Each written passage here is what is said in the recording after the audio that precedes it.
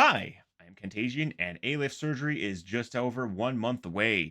I have been learning everything I can about it, and I thought I'd make a video going over my x ray and my MRI results. Now, you may be asking yourself, Kent, who are you to talk about medical imaging?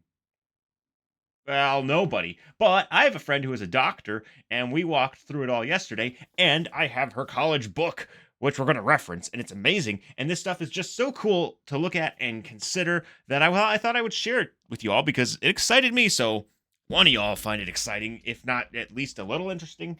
Anyway, so let's begin.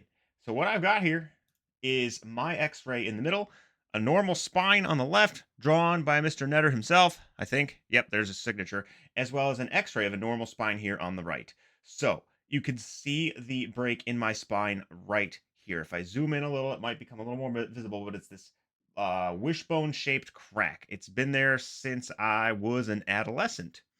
Um, Now, if we zoom back out, you can see that this disc right here, my lumbar 5, just above my sacrum here, is forward. They're not lined up. In this normal x-ray right here, they are. They're lined up perfectly.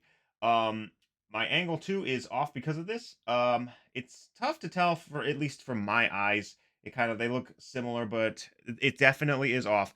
But this is causing the lion's share of my problems. This here, as well as the shift that it's caused. Now, this is only a small portion of the tail, and this is where we get into the MRI. So I'm going to first pull up the MRI program here. Boop. And so what you see is left and right. So on the left is the lateral view of my spine, and on the right is like if I were laying down, you'd be looking up at me. All right, so we're going to start with the left here. And you could see right away, this looks a little messed up. It's a little uneven. It's a little flat in the back here. It's pushing out here towards the front. So that ain't right, Chief. This is all going to be removed right here, and a disc of the normal size, something artificial, will be put in, and mechanically, over time, the bone will grow over it to fuse it. We can see more weirdness too, like so basically, I'm going in and out in the image, essentially going back and forward longitudinally over my body, if that makes sense. I don't know, but I'm not a doctor, damn it. But you could see here the disc is just kind of creeping out and doing some weird stuff that was pointed out to me when we were looking at this. So yeah, it doesn't look that great. It's definitely a little smushed, a little not. It's not happy. So that still doesn't tell the whole story.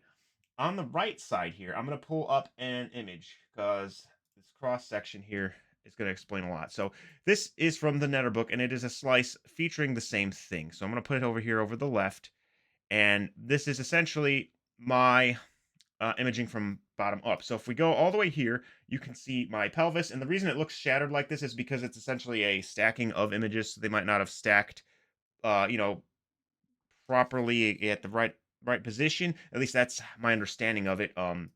We go over here all the way to the other side. These are my kidneys right here.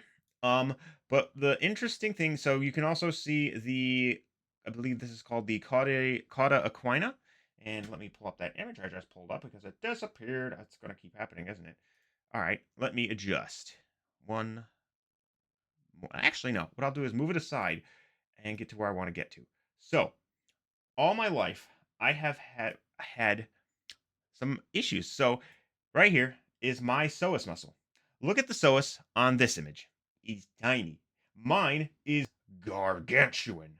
Now, right here is my erector spinae. When I first saw this MRI, I thought that was my butt because of how huge it is.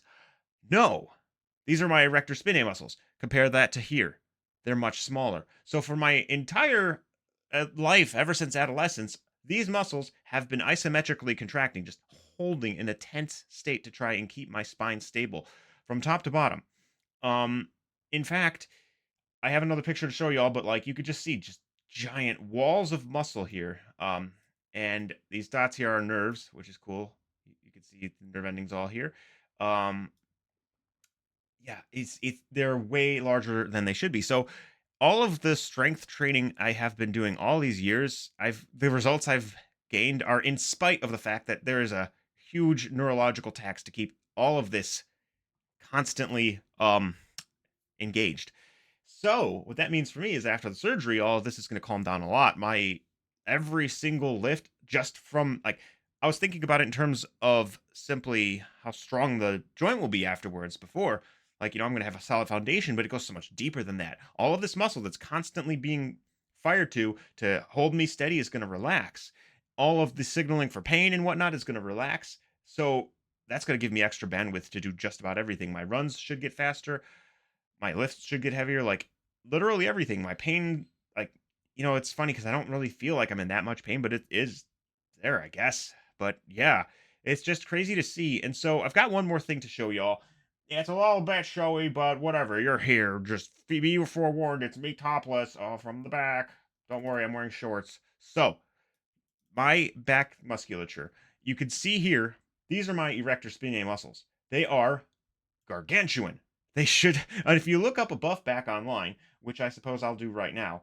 Okay, this took me longer than I thought it would because all of these strong backs online were either gigantic bodybuilders on steroids or really scrawny dudes. So this guy I felt was a little bit analogous to me. So I'm gonna make him a little smaller. Sorry, going from a 4K monitor to a 1440p monitor because I had to RMA my other one. All right, and we're gonna zoom out a little here. But you can see like he has defined musculature down here, but mine is ridiculous. And the reason it's ridiculous is because it's been clamping around my spine for the whole life. I've also got my whole adult life. You can see too, like I have this ridiculous scapular winging, and that's also because all of the mechanics of my back are screwed up right now because of the tilts that have been happening. Yeah, wow, great explanation, Kent. The tilts.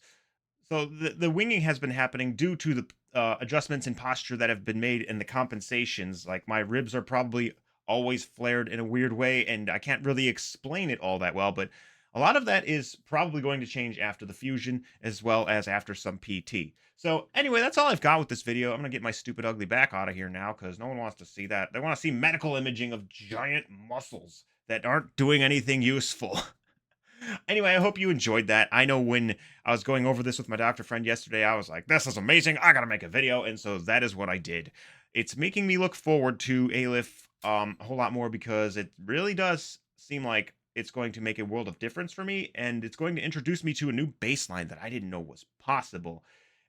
Because just seeing her as a doctor getting excited, like, wow, look at this surgery is going to do wonders for you. Like, that's heartening. And I mean, I don't feel like it's all that bad, but I know it is. Like I've based on the adaptations that my body has made, I've made excellent progress in spite of them. But it just goes to show the ceiling can be so much higher. Anyway, thank you for joining me. I will see you guys in the next video. I still got to make a video about supplements. I'm going to make a video about all of the things I'm going to get for post surgery, such as grabbers, shoehorns, stuff like that, and lots more to come. Appreciate you being here on the journey. Take care.